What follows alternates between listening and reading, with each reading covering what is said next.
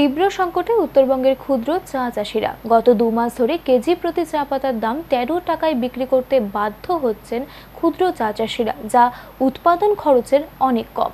কাঁচা চা পাতার ন্যায্য দাম নির্ধারণ, ওজনের গড়মিলের বিরুদ্ধে নিম্নমানের ভুসি দিয়ে চা তৈরির প্রতিবাদে এবং ক্ষুদ্র চা চাষিদের জন্য বিশেষ প্যাকেজের দাবিতে বৃহস্পতিবার টি বোর্ডের কার্যালয় অভিযানে সামিল হলো উত্তরবঙ্গের ক্ষুদ্র চা চাষিরা। West Bengal United forum of small tea growers অ্যাসোসিয়েশনের পক্ষ থেকে ভোলা মোড়ে টি পার্কের টি বোর্ডের কার্যালয়ে বিক্ষোভ দেখানো হয়। 6 দফা দাবিতে টি বোর্ডের ডেপুটি ডিরেক্টরকে স্মারকলিপি প্রদান করা হয়। নিচে নেমে গেছে 13 টাকা 14 টাকা, যেটা আমাদের উৎপাদন খরচা থেকে অনেক নিচে।